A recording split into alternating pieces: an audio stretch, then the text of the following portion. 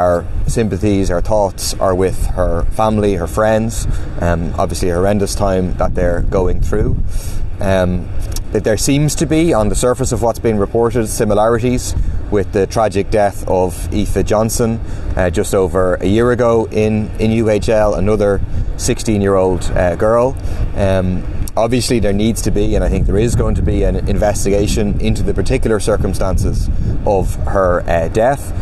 But on the face of it, and from what the HSE said about the death of Aoife Johnson, it's difficult to avoid the partial conclusion that this relates to the issue of overcrowding. It relates to the issue of people being on trolleys, and will point to the need for investment in our health service as opposed to the recruitment freeze that the government is embarking on while trying to pretend they're not doing a recruitment freeze at the same time. A second health issue, which is going to be a major issue in the Dáil this week, is the absolute scandal of how children with scoliosis are treated in this state, waiting years for necessary operations. There's a motion before the Dáil tonight which calls for the establishment of a task force, which we will be supporting. Obviously it was parliamentary questions by myself, as well as reporting by the Ditch, that revealed, the horrendous scandal of non-medical grade, non-authorised springs being inserted into children by one particular surgeon at Temple Street. That is obviously that's subject to investigation, but if the allegations are accurate, then that's obviously a very, very serious failure by that surgeon. However, there are broader institutional issues here very, very clearly.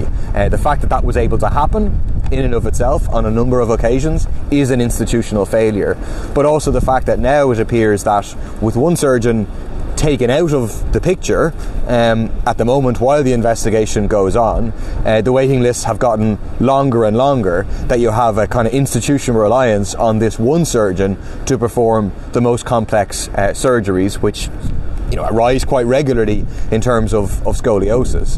That is a failure for which responsibility lies with the CHI, and the government now needs to act. We cannot continue to put children and their families through these horrendous this torture and these horrendously long waiting periods. It's completely unacceptable. Just finally, I want to speak about something that happened in my constituency in Tallaght last Thursday, where Dr. Umar Al-Qadri, he's the chair of the Muslim Peace and Integration Council in Ireland, was attacked in what seems to be a premeditated racist assault in Tallaght, where he was effectively lured into a housing estate and set upon, with nothing being robbed, and just physically attacked. He certainly seems to have been targeted because of who he is, because he is a prominent Muslim in this country. That is just horrific.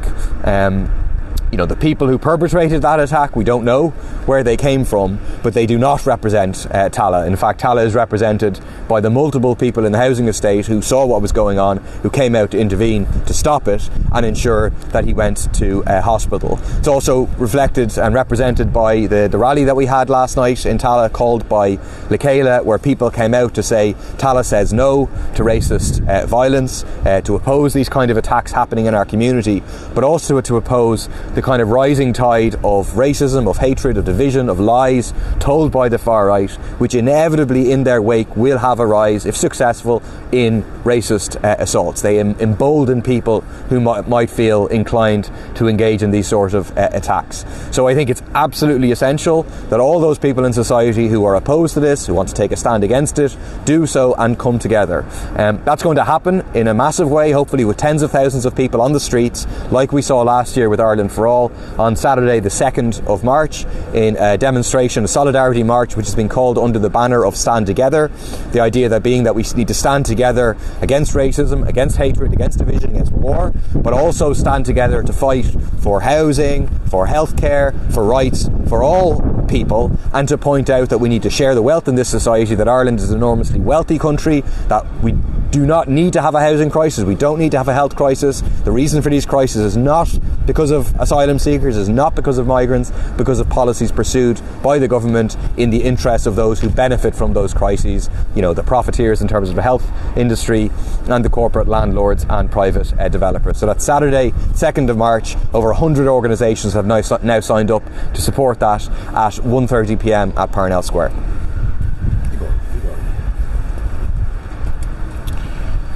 So I just want to make 2 points here. One on the issue of Palestine and one on the issue of an industrial action which starts today. So you're all well aware that the Taoiseach is due in Washington March 17th. Plans to give a bowl of shamrock to the US President Joe Biden as part of a day of celebration. You're also aware of the fact that there have been calls, which we fully support, that the Taoiseach not go to Washington on the 17th, given that Joe Biden is, the number one key player in terms of arming the Israeli state, in terms of financing the Israeli state, who are conducting a genocidal campaign against people in Gaza. Just want to bring to the attention of the media comments that were made the other day which have some bearing on this. There were comments made by a member of Israel's war cabinet, Benny Gantz, who issued an ultimatum and said that unless all the hostages were returned by Ramadan, that there would be an Israeli offensive into the city of Rafah. As you know, Rafah has a population now of about 1.5 million, perhaps a majority living in tents, having fled from elsewhere in Gaza.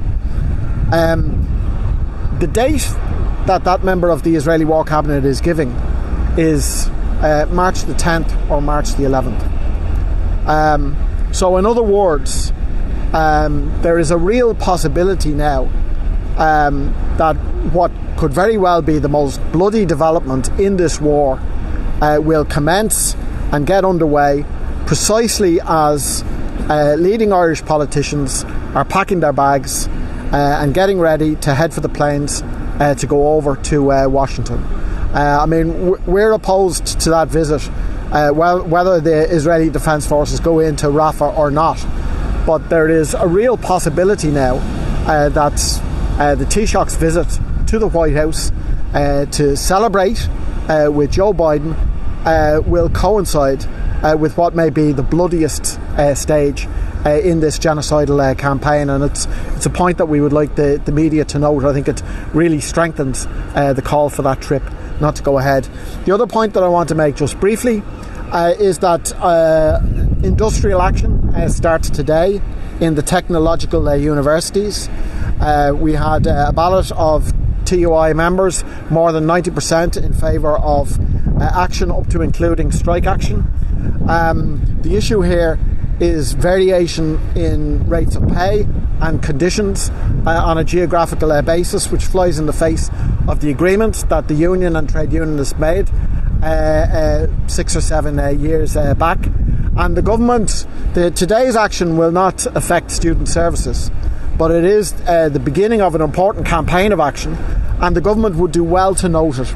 And they should intervene before it escalates and it starts affecting students' classes and the like. Right is on the side of the lecturers who are taking the action today, and it's an important development which we're aiming to get a Dáil debate on tonight under topical issues. Okay, just two brief points. First of all, in relation to the RTÉ situation, I think the point that we want to make really is that the revelations about the extent of payouts to executives and the lack of transparency around those payouts for people who made terrible decisions that cost millions or who were involved in the governance of RTÉ when absolutely obscene salaries were being paid out, when we had barter accounts and so on. the revelations about these payouts and the lack of transparency around these payouts is really stomach churning for ordinary RTÉ workers who are looking down the barrel of up to 400 redundancies, where we had many workers in RTÉ who were victims of bogus self-employment, and indeed where the net result of the terrible mistakes of some of the people who are getting these big payouts or got these payouts may mean the suppression of hundreds of jobs, and where those jobs will end up being outsourced and being far more precarious, of far lower quality. So exactly what shouldn't have happened in RTÉ is happening. In other words, ordinary workers and the quality of public service broadcasting are going to be the losers, while top executives walk off with massive salaries, and we don't even have full disclosure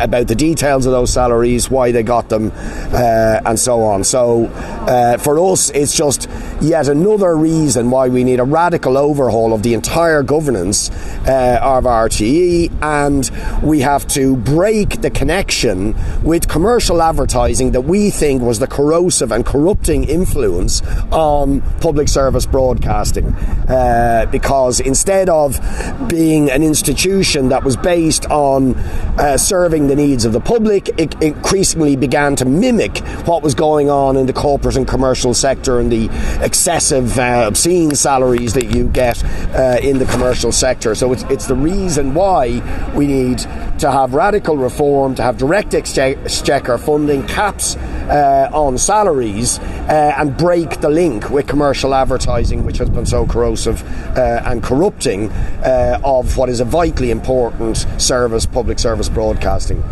The other thing I just want to briefly comment is because it underlines the Children's Rights Alliance scorecard for the government's performance in terms of the treatment and welfare of children in this country, underlines a point that we have been making for a very long time, but we are really trying to bring the government's attention to, which is family homelessness is continuing to spiral out of control.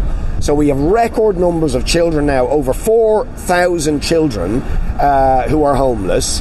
The number of families with children that are homeless is increasing steadily. The Children's Rights Alliance have rightly given the government a D- in terms of their performance in addressing child and family homelessness. But what we want to say is that this is a result of the government's failure to address the problem of private developers only building, or largely only building, 1 and 2 bedroom apartments.